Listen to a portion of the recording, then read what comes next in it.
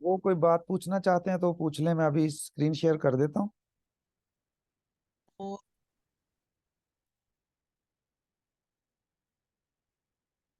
हाँ, लास्टली जो पढ़ा था उसमें अगर बच्चों को कोई बात पूछनी है, ये लास्ट हम इसके ऊपर बात कर रहे थे।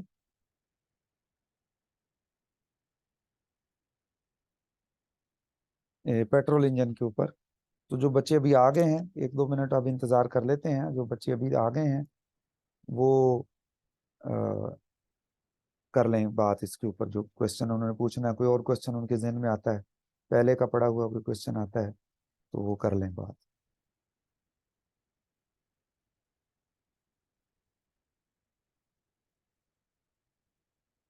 सर जी, ये जो होता है पेट्रोल इंजन हम यूज क्यों करते हैं? मतलब इसका क्या प्रोसेस होता है, इसमें क्या क्या यूज होता है? कोई थोड़ी इन्फॉर्मेशन दे दें इसके बारे में। ये गाड़ियों में पेट्रोल इंजन ही होते हैं।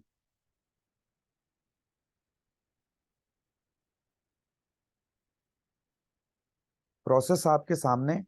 एयर और पेट्रोल का मिक्सचर चाहिए, और उससे पिस्टन किस तरह मूव करता है या काम करता है, अगर कोई मसला है उसमें तो उसके ऊपर जो पॉइंट समझ नहीं आता स्पेसिफिकली, उसके ऊपर बात करते हैं।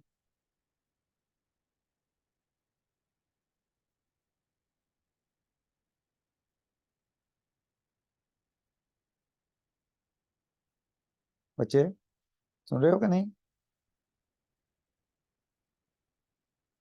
सुन रहे हैं सर जी। हाँ, देखें। कोई बात मतलब मैं दोबारा से समझाऊं या ये ठीक है बात जो अभी बता दी आपको? ठीक है, जो आपने बता दी। अच्छा। और किसी बच्चे, अच्छा, लास्ट में इसके ये देख लें जरा। द साइकिल बिगिंस अगेन का मतलब कि वो साइकिल वहां पे जो एंड हो गया था वो दोबारा शुरू हो जाएगा, यानी बिगिन हो जाएगा, शुरू हो जाएगा। Most motor bikes have one cylinder engine. ये बाज दफा एमसीक्यू वगैरह में बात पूछी जा सकती है कि मोटर बाइक जो आपके पास है इनके पास वन सिलेंडर इंजन होता है, लेकिन जो कारें हैं वो आम तौर पे 4 सिलेंडर इंजन होते हैं, कि लेकिन ये लाजम नहीं, 3 सिलेंडर वाली भी हो सकती हैं, और जो 4 सिलेंडर वाली भी हो सकती हैं कारें, और इससे ज्यादा सिलेंडर वाली भी हैवी गाड़ियां हैं। लेकिन खैर, फिलहाल हम ये आइडिया कर लेते हैं कि 4 cylinder engine, normally 4 cylinder engine होता है। ठीक है बच्चों। फिर आ गया, the cylinders are timed to fire turn by turn in succession for smooth running of the car. तो वो जो एक से ज्यादा जब सिलेंडर होंगे तो उनकी फिर टाइमिंग इस तरह एडजस्ट की जाती है कि गाड़ी स्मूथली उसमें से एनर्जी या पावर हासिल करती रहे इंजन से। ठीक है। The actual efficiency of properly tuned engine is usually not more than 25 to 30%। ये बात पूछी जा सकती है उसमें एमसीक्यू वगैरह में। ठीक है, तो इसको जरा ज़हनशीन रखें। बच्चे अपने अपने माइक म्यूट कर लें।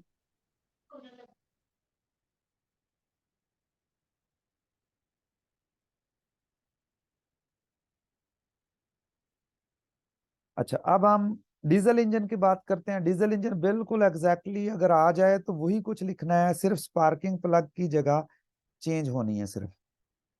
स्पार्किंग प्लग इसमें मौजूद नहीं होता। इसमें कंप्रेशन के दौरान एडियाबैटिकली इस तरह कंप्रेस किया जाता है पेट्रोल, डीजल और एयर के मिक्सचर को, कि उसमें जो है वो इग्निशन हो जाती है। पहले असल में इसका थोड़ा सा डिफरेंट होता है प्रोसेस डीजल इंजन का। इसमें एयर को सबसे पहले कंप्रेस करके उसका हाई टेम्परेचर कर लिया जाता है, और फिर ऑयल उस हाई टेम्परेचर एयर के ऊपर जब गिराया जाता है तो फिर उसको आग लग जाती है, जिसकी वजह से ये प्रोसेस, बाकी प्रोसेस उसी तरीके से चलता रहता है। तो आमतौर पर ये इस तरह से नहीं पूछा जाता डीजल इंजन, सिर्फ पेट्रोल इंजन ही पूछा जाता है। तो आप ये वाला एमसीक्यू पॉइंट लास्ट में है, ये इसके लिए आप याद रख लें। ठीक है। तो फर्क क्या हुआ, उसमें स्पार्किंग प्लग होता है, डीजल इंजन में स्पार्किंग प्लग नहीं होता। ये बात एमसीक्यू में पूछ ली जाती है। ठीक है, तो इसको ज़हनशीन रखना है। आज हमारा असल टॉपिक जो है वो है एंट्रोपी। ये डिस्क्रिप्टिव टॉपिक है, छोटी छोटी बातें बस आप लोगों ने याद रखनी है। आमतौर पे ये पेपर में नहीं आता, लेकिन अगर आ भी जाए तो जो डिस्क्रिप्टिव बातें जिस तरतीब से बताऊं इसी तरतीब से आपने उसको ज़हनशीन रखना है। The concept of entropy was introduced into the study of thermodynamics by Rudolf Clausius, ये याद नाम रख लेना है, in 1856 to give a qualitative basis for the second law. मसलन अगर आपसे पूछा जाए या कहा जाए कि इंट्रोडक्शन आपने लिखना है एंट्रोपी का, तो ये पहला सेंटेंस उसमें इंट्रोडक्शन में लिखा जा सकता है entropy. It provides another variable, it provides यानी इट मीन एंट्रोपी। एंट्रोपी कहता है एक और वेरिएबल है, बिल्कुल जिस तरीके से आपके पास पहले हम प्रेशर वेरिएबल की बात करते रहे हैं, वॉल्यूम वेरिएबल की, टेम्परेचर वेरिएबल की और इंटरनल एनर्जी की, तो ये भी उसी तरह से एक वेरिएबल है। यानी अब हमारे पास सिस्टम को डिस्क्राइब करने के लिए 3 वेरिएबल के साथ साथ एक चौथा वेरिएबल, 4 वेरिएबल जो पहले हम देख चुके थे उनके साथ एक 5वां वेरिएबल भी इंट्रोड्यूस करवा लिया हमने, जिसका नाम क्या रखा, एंट्रोपी। बच्चों ये याद रखना, ये डेफिनेशन एंट्रोपी की यहाँ से, if a system undergoes a reversible process during which it absorbs a quantity of heat delta Q at absolute temperature T, then the increase in state variable called entropy S of the system is delta S is equal to delta Q over D। अब ना इसकी definition के ऊपर ये गौर रखना है बच्चों कि इसमें चेंज इन एंट्रोपी है, एंट्रोपी की एब्सोल्यूट वैल्यू नहीं है, बल्कि क्या है, चेंज इन एंट्रोपी। यानी हमने ये फार्मूला नहीं लिखा S is equal to Q over T, हमने ये लिखा delta S delta Q over T। यानी एंट्रोपी सिस्टम के पास उसकी जाती प्रॉपर्टी है, तो उस सूरत में वो जो उसकी जाती प्रॉपर्टी है, उस जाती प्रॉपर्टी, ये एडमिट करना पड़ता है बार बार, उसकी जो जाती प्रॉपर्टी वो पहले मौजूद है। जब वो पहले मौजूद है तो फिर वो वाली जो पहले मौजूद प्रॉपर्टी है, वो प्रॉपर्टी जो है वो उसमें चेंज आती है। तो इसलिए यहां से हम ये कह सकते हैं कि एंट्रोपी एक ऐसी प्रॉपर्टी है जो पहले से मौजूद है, ठीक है। और लेकिन जब उसमें किसी खास टेम्परेचर के ऊपर, ये इंपॉर्टेंट बात आप ज़हनशीन कर ले मेरे साथ, उस उस सिस्टम वो सिस्टम जब किसी खास टेम्परेचर के ऊपर किसी हीट को ऑब्जॉर्व करता है तो उसकी उस प्रॉपर्टी में चेंज आती है।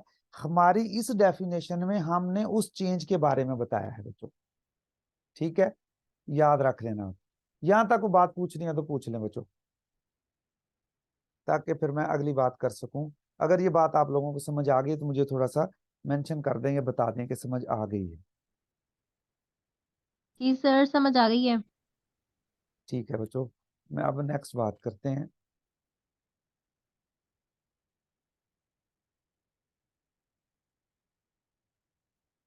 अच्छा, डेफिनेशन फिर क्या हो गई बच्चों, डेल्टा एस यानी change in entropy is equal to heat divided by जिस टेम्परेचर पे ऊपर वो हीट हमें हासिल हुई है। Like potential energy or internal energy, it is the change in entropy of the system which is important. यही बात अभी थोड़ी देर पहले भी आपको समझाई कि ये जो हम यहाँ पे बात कर रहे हैं वो चेंज इन एंट्रोपी की है, और चेंज इन एंट्रोपी जो है वो हमारे लिए इंपॉर्टेंट है। एंट्रोपी की पहले क्या वैल्यू थी इससे हमें कोई गर्ज नहीं, बाद में क्या वैल्यू हो गई इसकी ओरिजिनल वैल्यू या एब्सोल्यूट वैल्यू से नहीं, हमें इस किससे गर्ज है कि एंट्रोपी में चेंज कितना आया है। Change in entropy is positive when heat, ये कन्वेंशन है, ये बच्चों याद रखनी है। Change in entropy is positive when heat is added and negative when heat is removed from the system. Positive होने का क्या मतलब बच्चों, एंट्रोपी बढ़ रही है।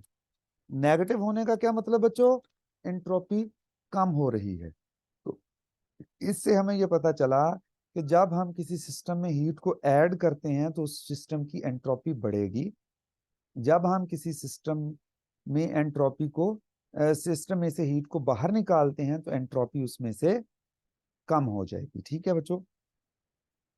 सपोज, अब एंट्रोपी को समझना है हमने और उसके लिए एक बात करनी है। Suppose an amount of heat Q flows from a reservoir at temperature T1। कहता है कि सपोज कर लेते हैं कि एक रेजरवायर है हमारे पास, उस रेजरवायर को मैं ऐसे बना देता हूँ, ठीक है ना जी। रेजरवायर है, इसमें से हीट फ्लो करती है क्यू एक राड के थ्रू, ये मैं राड बना देता हूँ, और वो हीट अब्जॉर्व कर लेता है एक सिस्टम, दूसरा रेजरवायर जिसका टेम्परेचर T2 है, इसका टेम्परेचर T1 है। शर्त यह है कि temperature T1 must be greater than temperature T2। तो फिर ही हमें पता है ना कि हीट हाई टेम्परेचर से लो टेम्परेचर की जाती है, तो इस रॉड में से चलती चलती वो T2 पर पहुंच जाएगी। क्यू हीट इस रॉड में से निकली जिसका टेम्परेचर जो है वो T1 था, क्यू हीट इस दूसरे रेजरवायर में एब्जॉर्ब हो गई जिसका टेम्परेचर T2 था। यानी हीट की अमाउंट जो है वो एक जैसी, हीट की अमाउंट एक जैसी हुई है, लीव किया एक सिस्टम को और दूसरे सिस्टम में एंटर हुई है। लेकिन फर्क क्या है, कहाँ पे है फर्क? यहाँ पे है कि जिस टेम्परेचर सिस्टम को हीट ने लीव किया है उसका टेम्परेचर हाई है, जिस सिस्टम को हीट अब्जॉर्व हुई है जिस सिस्टम के पास या रेजरवायर के पास, उसका टेम्परेचर लो है और वो T2 है। ये दो बातें याद रखनी है। तो अब हम निकालना चाहते हैं total change in entropy, total change in entropy. तो हम क्या करेंगे, इस पूरे सिस्टम की total change in entropy determine करने के लिए एक सिस्टम की चेंज इन एंट्रोपी, जो एक सिस्टम की एंट्रोपी है और दूसरे सिस्टम की जो एंट्रोपी उसमें जो चेंज आई है, दोनों से उसका डिफरेंस लेंगे। तो आप देखें इसको किस तरह करते हैं।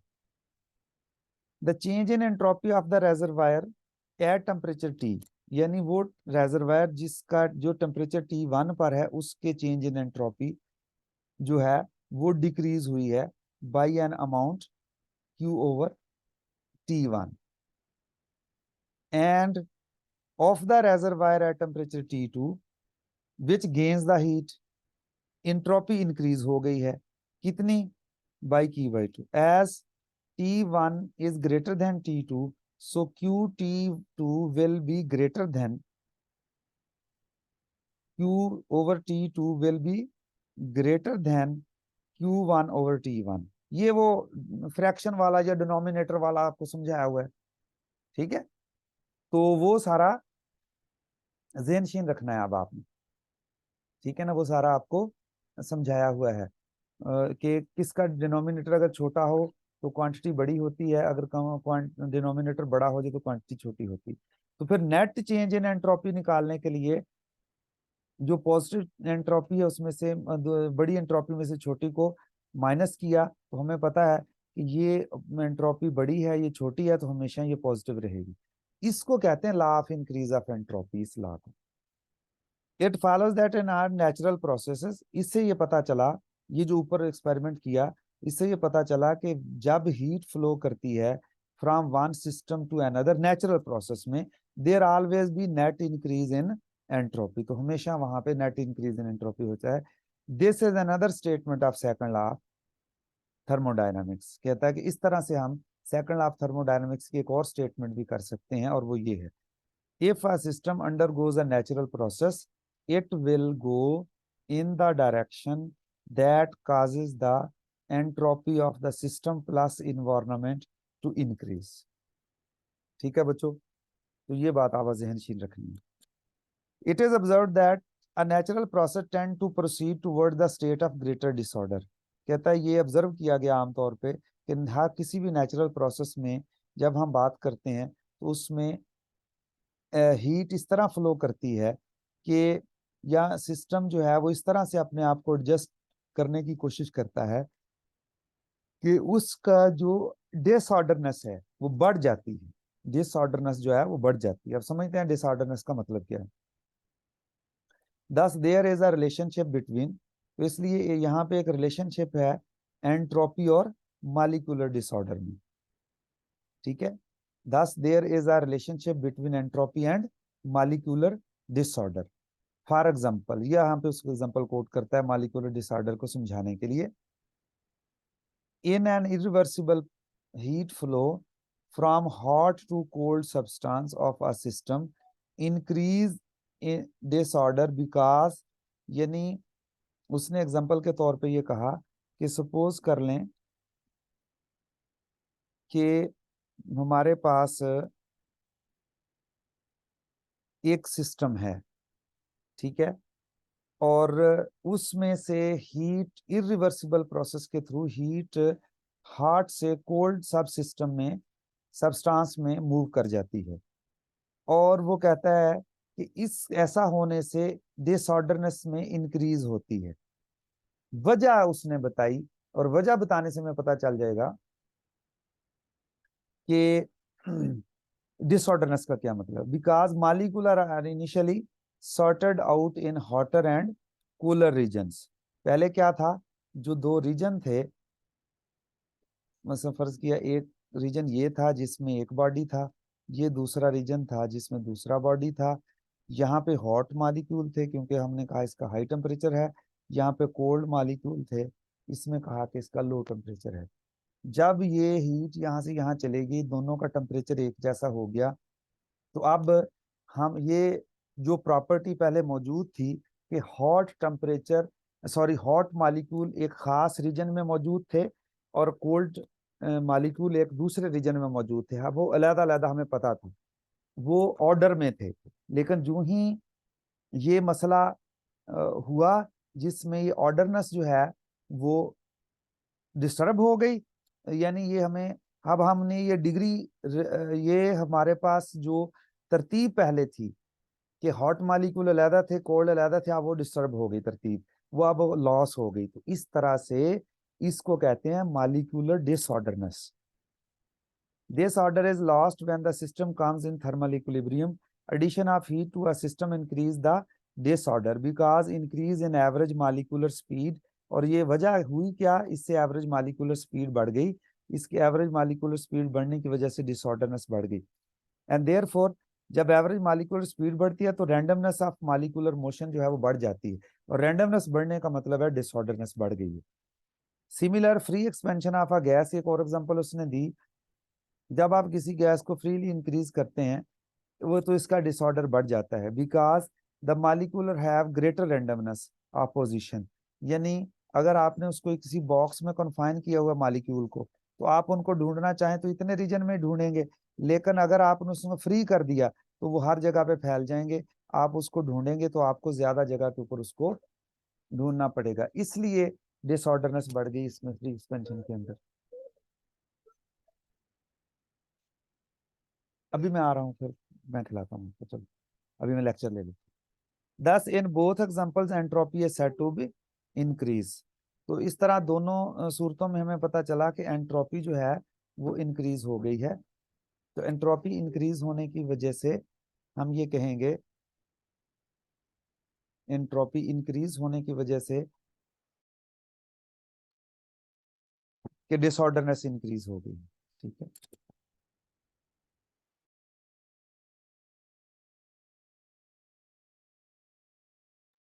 तो फिर बच्चों इस तरह हम कह सकते हैं कि we can conclude that only those processes are possible for which the entropy of the system increases or remain constant. The process for which the entropy remain constant is reversible process. ये MCQ के लिए याद रख लें। Where are all irreversible processes entropy of the system always increases. ये important दो point हैं MCQs के लिए, याद रखने हैं दोनों आपने बच्चों। Every time entropy increases opportunity to convert the heat into work is lost. ये दूसरा इंपॉर्टेंट पॉइंट है। तीसरा, for example there is an increase in entropy when hot and cold water are mixed. जब आप हॉट और cold water को, यानी example उसने दी कि किस तरह से जब एंट्रोपी इंक्रीज होती है तो अपॉर्चुनिटी ऑफ हीट को वर्क में कन्वर्ट करने की अपॉर्चुनिटी लॉस हो जाती है। बच्चों ख्याल से इस एग्जांपल को ज़हनशीन करें। क्या मैंने कहा, यहाँ पे अब हम एक एग्जांपल कोट करेंगे जिसमें पता चलेगा कि किस तरह से जब एंट्रोपी इंक्रीज होती है तो उसके नतीजे में जो अ, जो एंट्रोपी इंक्रीज होती है तो उसके नतीजे में जो अपॉर्चुनिटी है हीट को वर्क में कन्वर्ट करने की लॉस हो जाती है, वो अब हम यहाँ पर देख रहे हैं, एक एग्जांपल के तौर पे देखेंगे। फॉर एग्जांपल उसने कहा कि फर्ज किया हमारे पास दो वाटर थे, उसमें से एक हॉट वाटर था और एक कोल्ड वाटर था। फिर हमने क्या किया, हॉट वाटर और कोल्ड वाटर को अलग अलग मौजूद थे हमारे पास। तो हमें पता है कि जब हॉट वाटर और कोल्ड वाटर अलग अलग थे तो एक सोर्स बन जाएगा, एक सिंक बन जाएगा, इसके दरमियान कॉर्नर साइकिल चला करके हम उससे हीट इंजन जो है वो हीट इंजन जो है वो चला लेंगे और वह हीट को वर्क में कन्वर्ट कर लेंगे। इस तरह से अ, इस तरह से यहाँ पर हमें पता चला कि जब हम हॉट और कोल्ड वाटर को मिक्स करेंगे तो उससे डिसऑर्डरनेस बढ़ जाएगी, यानी एंट्रोपी बढ़ जाएगी, और उसके नतीजे में एनर्जी जो है उस एनर्जी उतनी ही मौजूद है, क्योंकि हॉट वाटर में जितनी एनर्जी मौजूद है, कोल्ड वाटर में जितनी एनर्जी मौजूद है, जब उनको इकट्ठा किया एनर्जी अब भी उतनी ही मौजूद है, लेकिन अब वो no longer available for the conversion of useful work है। इसको कहते हैं लॉस ऑफ अपॉर्चुनिटी। तो therefore increase in entropy means that degradation of energy. तो यहां से ये पता चला डिग्रेड हो गई energy from higher level to where. Higher level किसको कहेंगे, जहां पे हम ज्यादा वर्क उसमें से एक्सट्रैक्ट कर सकते हैं। To lower level, lower degradation, lower grade या लोअर लेवल कब कहेंगे, जब हम उसको कम यूजफुल वर्क वहां से हासिल कर सकें या फिर हम बिल्कुल भी वर्क उससे हासिल ना कर सकें। तो इस तरह से हमारे पास जो है वो एनर्जी कहाँ से चली गई, हाई ग्रेड से लो ग्रेड की तरफ चलेगी जब एंट्रोपी बढ़ती है। ठीक है, the energy in a sense degraded, तो इस सेंस में एनर्जी जो है वो डिग्रेड हो गई इन अ सेंस। ठीक है, the energy in a sense is degraded going from one more orderly form to less orderly form, eventually ending up into thermal energy. In all processes where heat transfer occur, the energy available for doing useful work decreases. In other words, the entropy increases. Even if the temperature of the system decreases, thereby decreasing the entropy, it will at the expense of increase in entropy of some other system. यानी बाज़ दफ़ा हम ये कहें नहीं जी हमारे पास ऐसा process है जिसमें एंट्रोपी इंक्रीज होती है, डिक्रीज भी कर सकते हैं। तो डिक्रीज करने पर एंट्रोपी एक जगह पे तो डिक्रीज हो जाएगी, लेकिन उससे कहीं ज्यादा दूसरी जगह पे इंक्रीज हो जाएगी, तो फिर नेट चेंज क्या हो जाएगी, दोबारा पॉजिटिव। तो इसलिए हम कहते हैं हमेशा एंट्रोपी जो है वो कोई भी रियल प्रोसेस होता है उसमें एंट्रोपी हमेशा इंक्रीज ही होती है।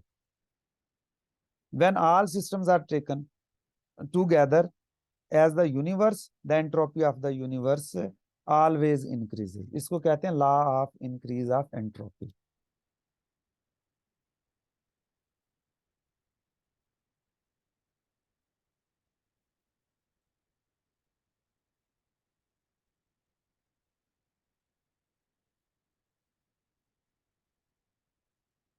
ठीक है बच्चों, यहां तक कोई मसला है तो आप पूछ लें। नेक्स्ट वाली एग्जांपल मोस्ट इंपॉर्टेंट है, अक्सर पेपर में आती है, याद करनी है।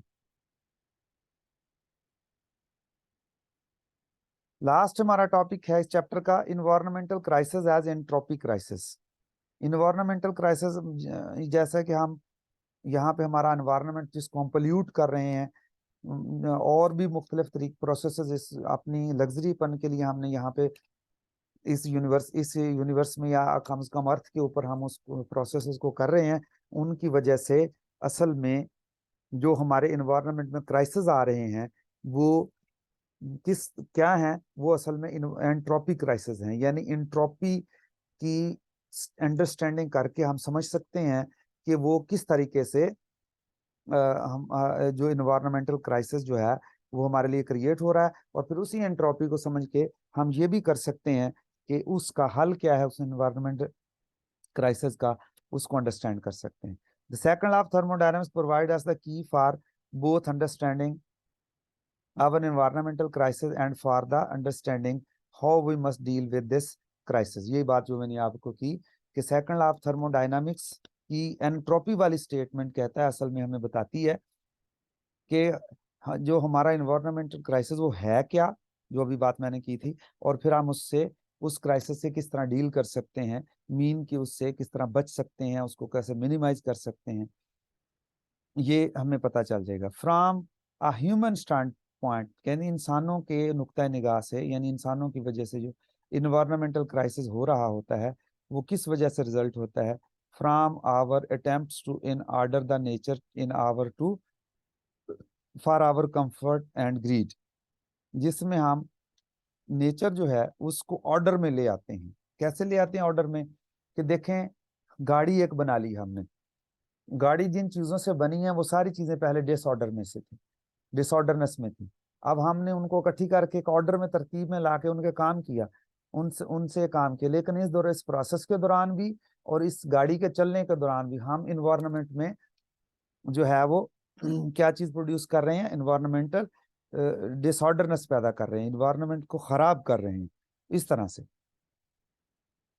From a physical stand point से however the environmental crisis and entropy or disorder crisis resulting from the futile efforts to ignore the second law of thermodynamics, according to which any increase in the order of in a system will produce an even greater increase in entropy or disorder in the environment। अब यही बात जो मैंने आपको की कि गाड़ी तो हमने बना ली, लेकिन अब गाड़ी बनाने के दौरान हमारे जो प्रोसेसेस किए हैं, एक तरफ ऑर्डर लेके आए हैं, लेकिन उससे कहीं ज्यादा डिसऑर्डरनेस हमने इन्वायरमेंट में काज कर दी है।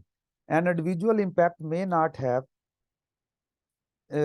an individual effect may not have major consequences, but an impact on large number of individual disorder producing activities can affect the overall life support system. Life support system ये biology वाले ज्यादा समझते होंगे। Ecosystem जो होता है आपका, उसमें लाइफ सपोर्ट सिस्टम का मतलब कि ऐसा ये इन्वायरमेंट है अर्थ के ऊपर जो लाइफ को सपोर्ट करता है। लेकिन अगर आपने इस एनवायरनमेंट को आप जैसे खराब करते जा रहे हैं, जैसे आपने अक्सर सुना होगा समंदर में मछलियां मरती जा रही हैं को, तो समंदर का एनवायरनमेंट उनका लाइफ सपोर्ट सिस्टम था, लेकिन आपने उसको पॉल्यूट कर दिया जिसकी वजह से वो लाइफ सिस्टम उनका। इस तरह इंसान का यहाँ पे जो सिस्टम है, जो अर्थ है इसके ऊपर जो सिस्टम है, ये इंसान की लाइफ का सपोर्टिंग है।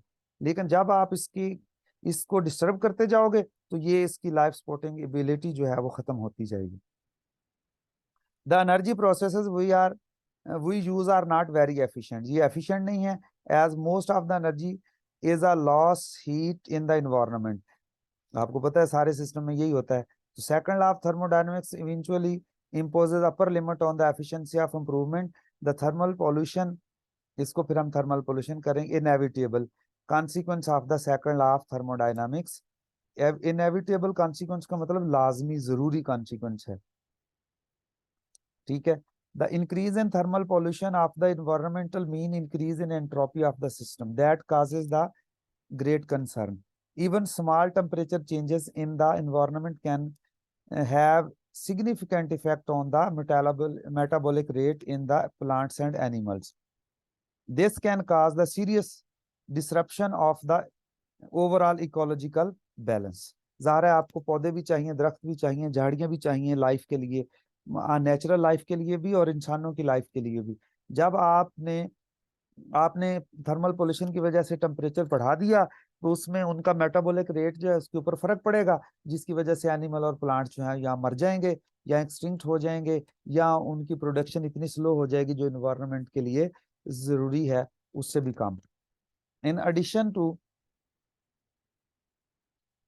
thermal pollution, most energy transforming processes such as heat engine used for the transportation and power generation causes the air pollution। Next एक और effect भी इसका है। In effect, all form of energy production have some undesirable effects and in some cases all problems can not be anticipated in advance। लेकिन कहता है बाद दफा तो हमें समझ आती है कि हम ये काम से बाज आ जाएं तो ये तरह की पोल्यूशन नहीं है, लेकिन बाज होते हैं हमें पता बाद में चलता है कि ये इस तरह से प्रोसेस है, और इस प्रोसेस में ये वाला जो हैजर्डस पहलू है ये अपीयर हुआ है, ये बाद में पता चलता है। The imperative from the thermodynamics, यानी स्टेटमेंट ये है थर्मोडायनामिक्स की कि whenever you do anything be sure to take into account its present and possible future impact on your environment। This is an ecological imperative that we must consider now if we are to prevent drastic degradation of life in our beautiful but fragile earth। ठीक है बच्चों, इस तरह से हमारा ये chapter खत्म हुआ। बाकी फिर हम कल बात करेंगे। आज थोड़ा टाइम रहता है 5-6 मिनट, अगर आपने कोई बात पूछनी है तो आप पूछ सकते हैं, नहीं तो फिर हम इस मीटिंग को एंड करते हैं बच्चों।